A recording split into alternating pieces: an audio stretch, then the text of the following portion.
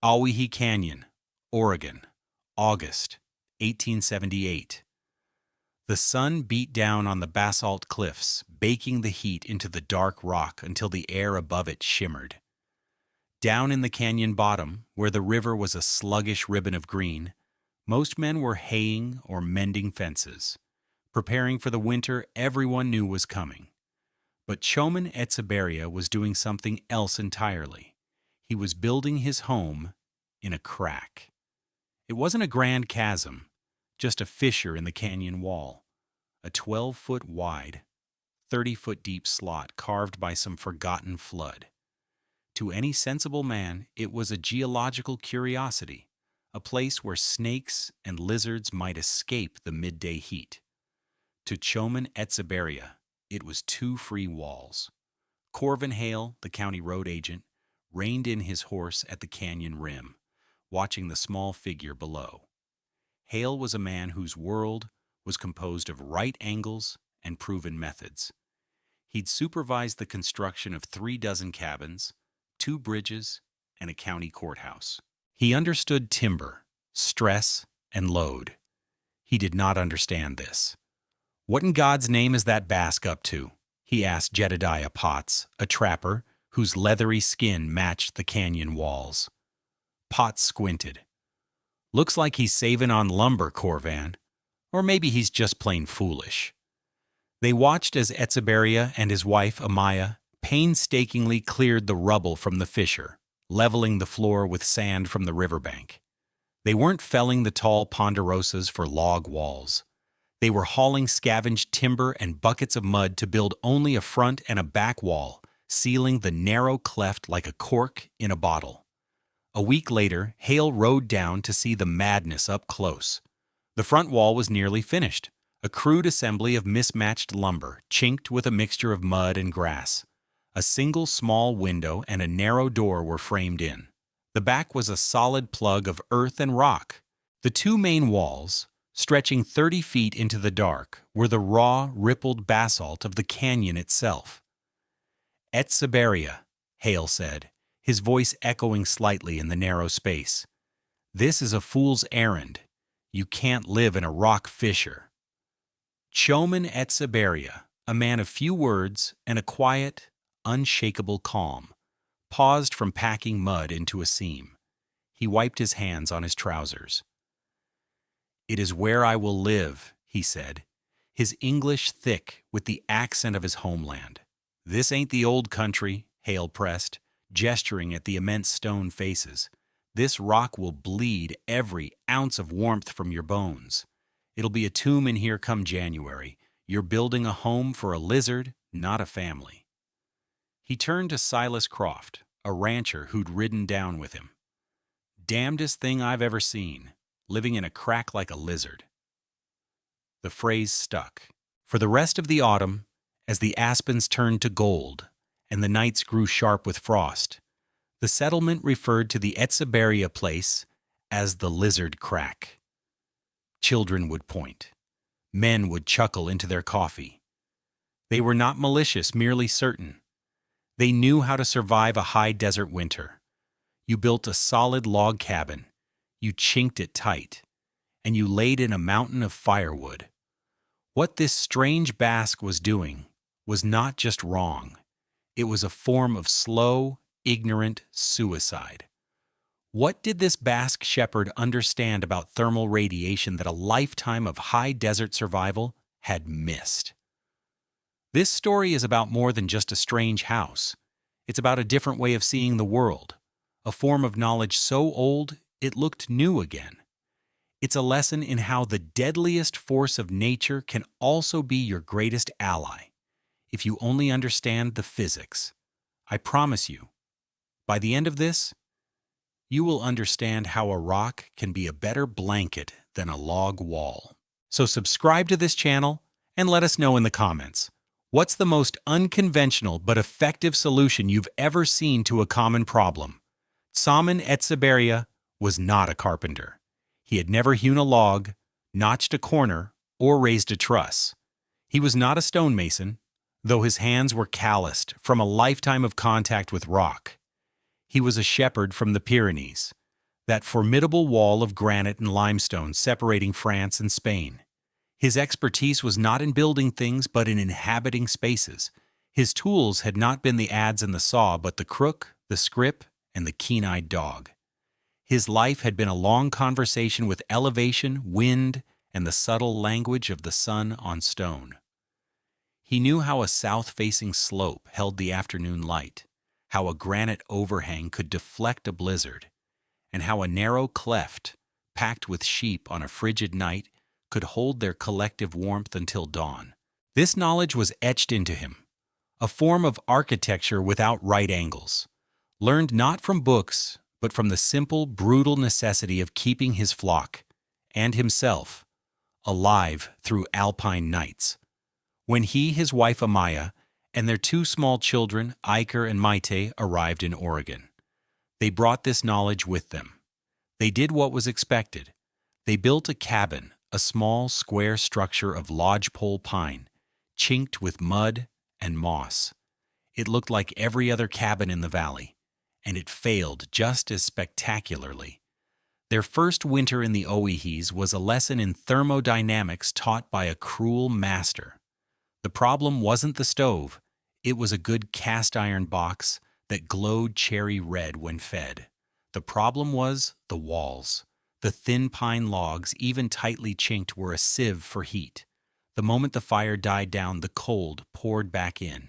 It didn't seep, it flooded. The heat they so laboriously produced was given freely to every wind that scoured the canyon. Amaya stuffed rags in every crack. Txomin piled sod against the foundation. It made no difference. The cold was a physical presence, a weight in the air. They slept in their coats, their breath pluming in the dark. The water bucket froze nightly. Little Maite developed a persistent, barking cough that echoed in the frigid space. Worst of all was the insatiable hunger of the stove. They burned through 2 full cords of juniper and pine in 6 weeks.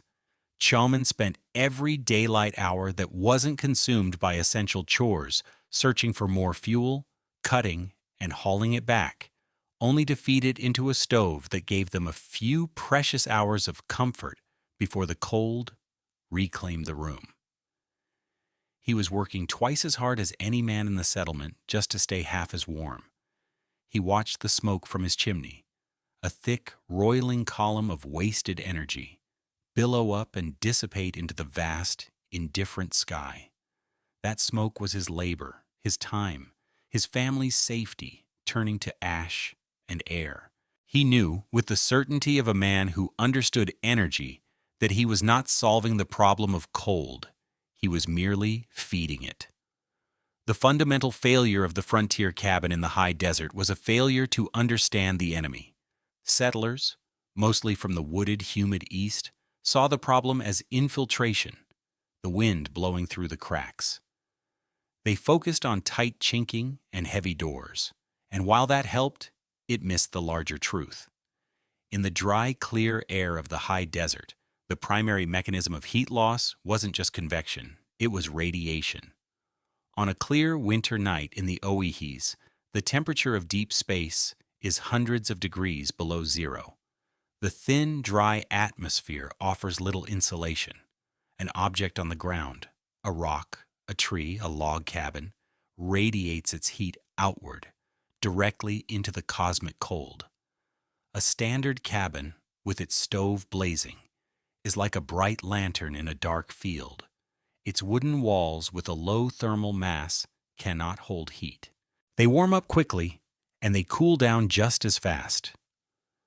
The heat generated by the stove warms the air inside, which warms the inner surface of the logs. That heat is then conducted through the wood to the outer surface, where it is immediately radiated away into the night. Silas Croft's family felt this every evening. Their large, well-built cabin was considered one of the finest in the area.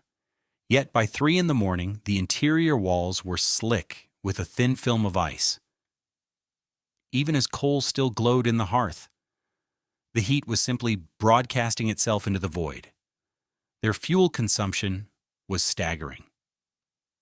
Croft and his 2 sons, spent the entire autumn laying in a woodpile the size of a small barn, and by February, they would be worriedly measuring its decline.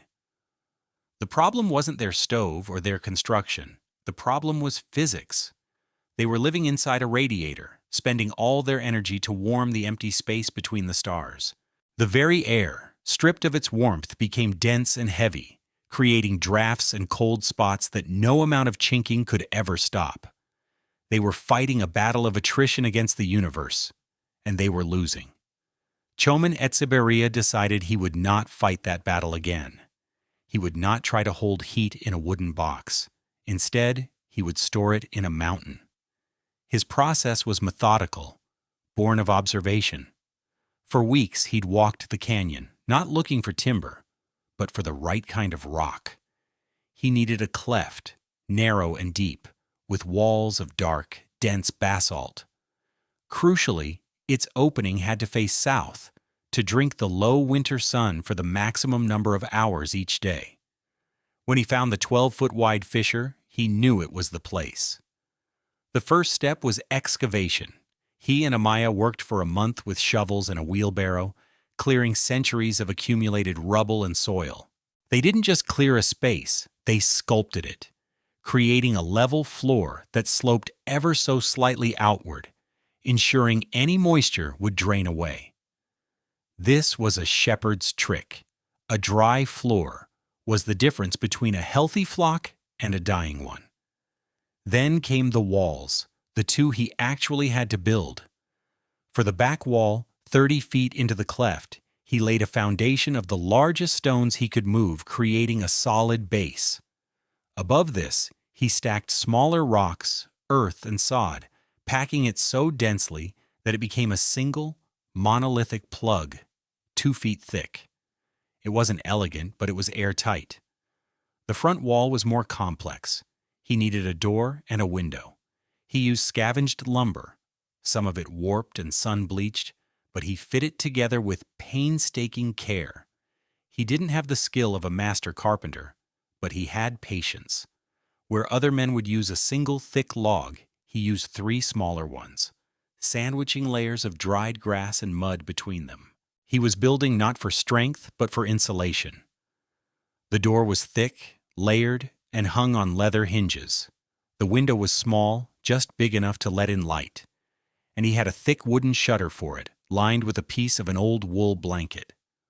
Corvin Hale rode by again during this phase, his skepticism now mixed with a kind of morbid curiosity. He dismounted and ran a hand over the immense basalt wall that formed one side of the cabin. "Feel that, Etxeberria?" Hale said, his palm flat against the cool stone. "That rock will suck the heat right out of you. It's a heat sink. Colder than a tomb in there, come the first freeze. You'll wake up with your blankets frozen to the wall." Txomin looked at the rock, then at Hale. A faint smile touched his lips. "The rock holds what you give it," he said quietly, before turning back to his work, fitting a piece of timber into the front wall. "The sun gives it heat all day. At night, it will give it to me." Hale shook his head and mounted his horse. The man was mad. He was confusing a rock with a stove. The entire settlement knew that stone was cold. Every cellar, every spring house was lined with it for that very reason. To build your house out of the cold itself was an idea so profoundly backward, it was almost pitiable. The mockery lasted through September. The validation would last for the rest of their lives. To understand why Corvin Hale was wrong, you have to understand a concept called thermal mass. It's a simple idea with profound consequences. Thermal mass is the ability of a material to absorb, store, and release heat. A log wall has very low thermal mass.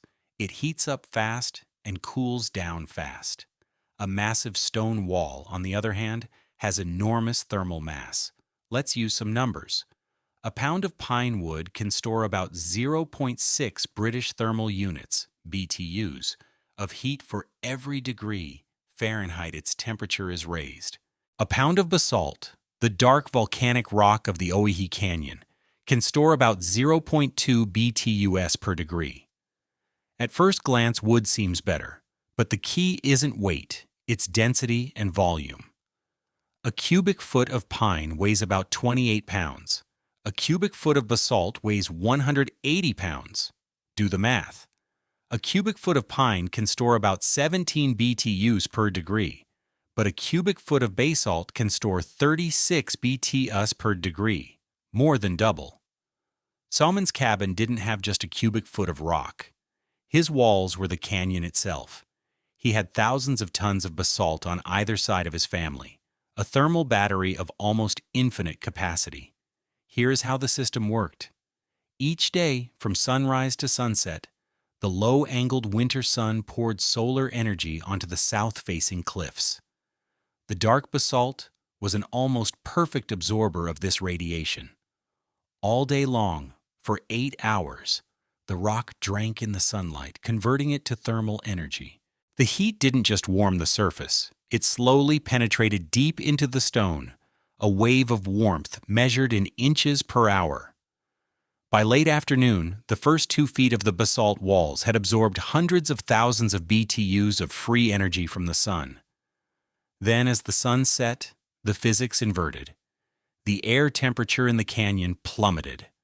A conventional cabin would immediately start losing its meager stored heat to the outside. But inside the lizard crack, something different happened. The outside air grew cold, but the massive rock walls were still saturated with the day's heat. Heat always moves from a warmer area to a cooler one.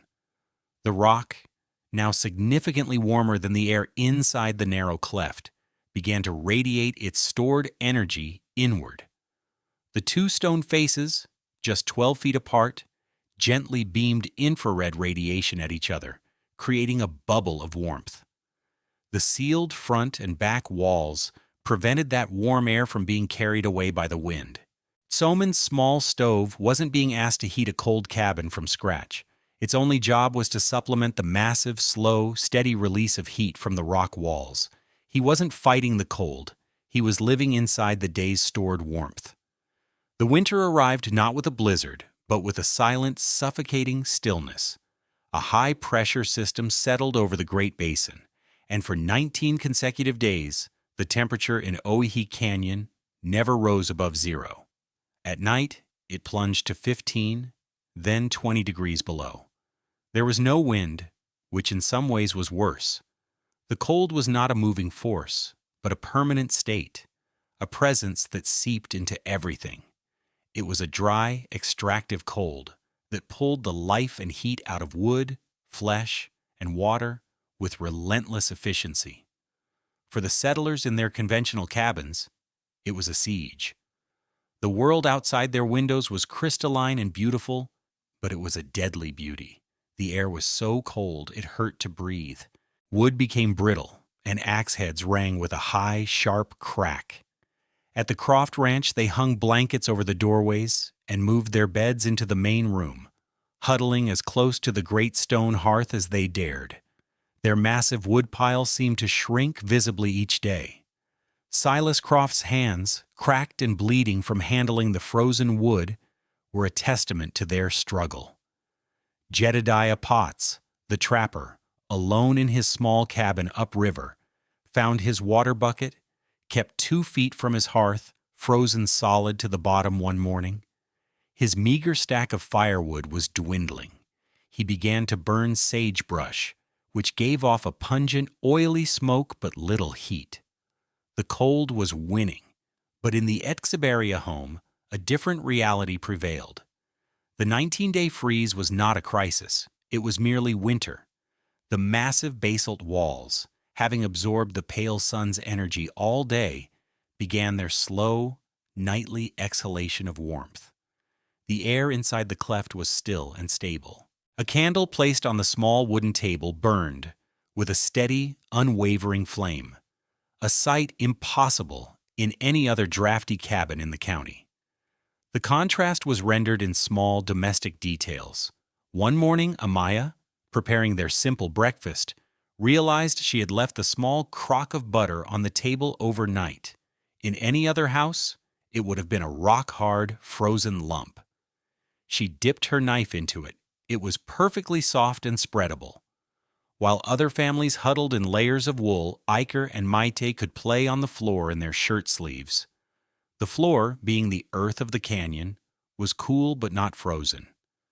The true miracle was the air. It was warm, yes, but it was also dry and fresh. There was none of the damp, clinging chill that permeated the log cabins, where the moisture from their breath condensed and froze on the walls. Here, the warm rock kept the dew point high, preventing condensation. Txomin's fuel consumption was the most objective measure of his success. Through the entire 19-day ordeal, he used less than a quarter of a cord of juniper. He fed the stove a few small logs in the evening, not to heat the space, but to give the rock walls a little extra warmth to store for the deepest hours of the night. He spent his days calm and unhurried, mending his tools and carving small wooden animals for his children. He was not a man fighting for survival. He was a man at home. On the 20th day of the freeze, Corvin Hale found himself in trouble. He was 10 miles up the canyon, checking a section of the freight road for ice dams, when his pack mule, laden with tools and supplies, slipped on a patch of frozen scree and threw a shoe. The animal was lame. A sudden, vicious squall blew up from the north, a localized storm that hadn't been in the forecast. The temperature, already brutally low, dropped further as the wind rose. Hale was a capable man, but he knew his situation was dire. He was miles from the settlement, his mule was useless, and the wind was cutting through his heavy coat like a razor. He had one chance, the strange cabin of the Basque shepherd, which his map told him was less than a mile away. Swallowing his pride, he abandoned the mule and began to walk, head down against the biting wind. He stumbled toward the lizard crack half frozen, his beard stiff with ice. He expected to find a miserable, smoke-filled hovel, a family shivering around a dying fire. He hammered on the thick wooden door with a numb hand. The door swung inward, and Corvin Hale was struck not by a gust of wind or a cloud of smoke, but by a silent, solid wave of warmth. It was not the scorching, dry heat of an overdriven stove, but a gentle, pervasive heat, like the air on a perfect June morning.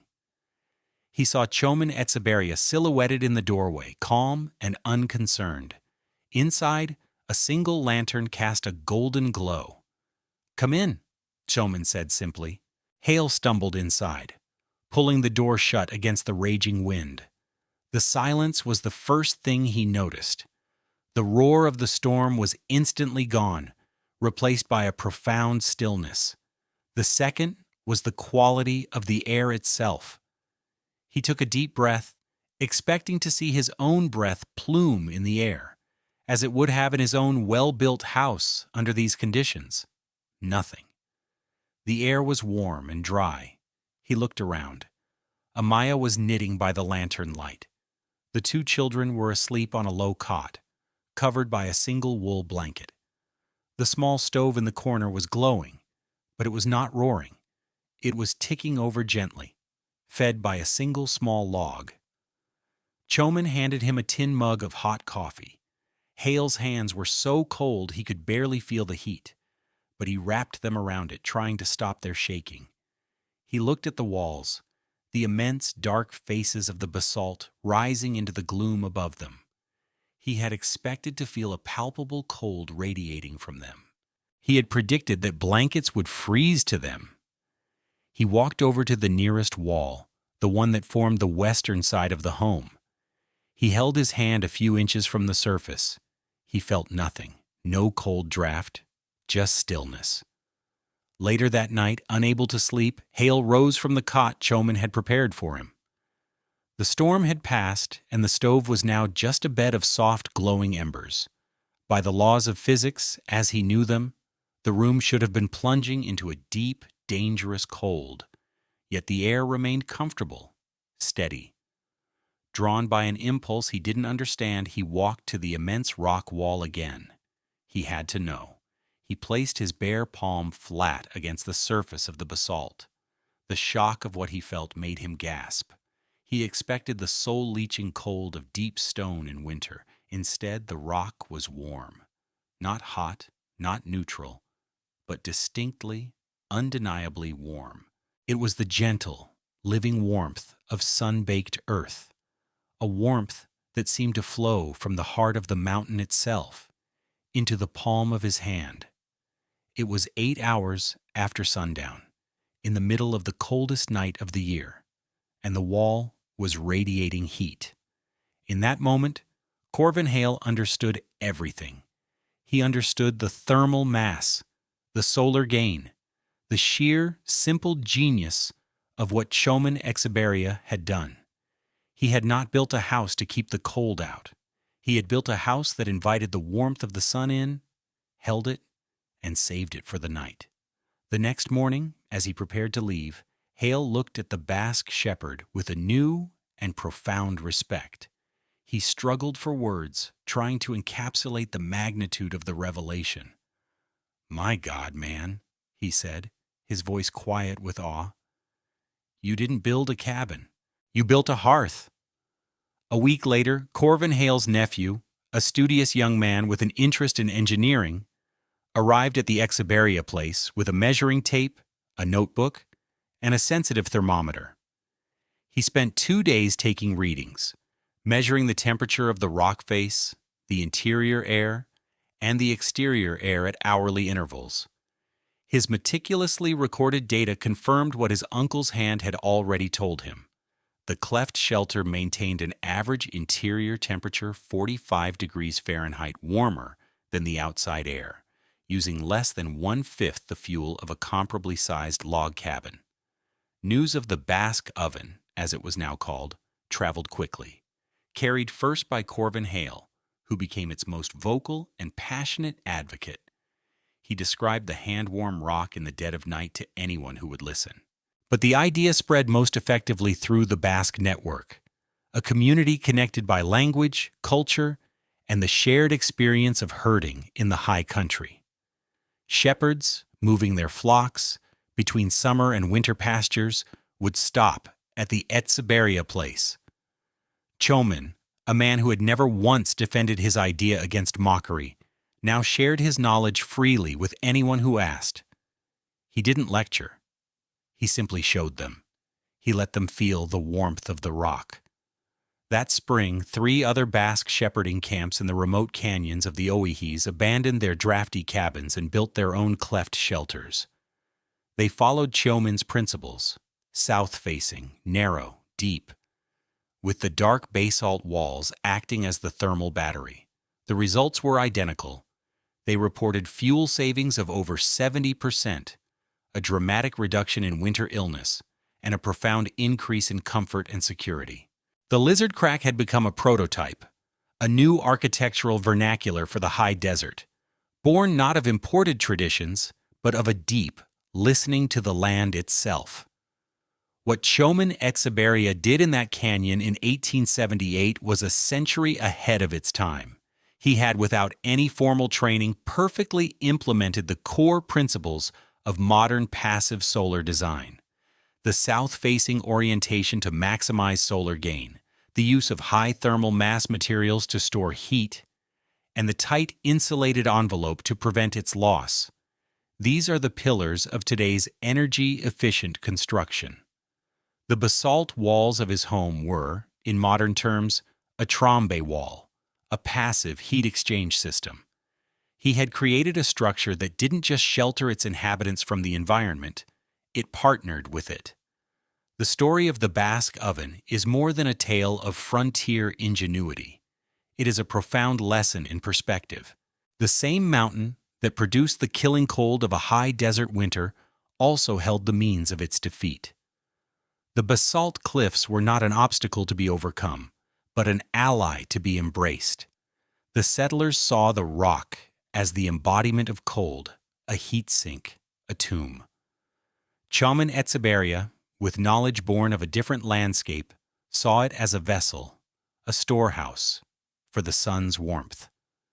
The problem was never the mountain. It was the failure to see both sides of its nature. The mountain holds the cold and the warmth.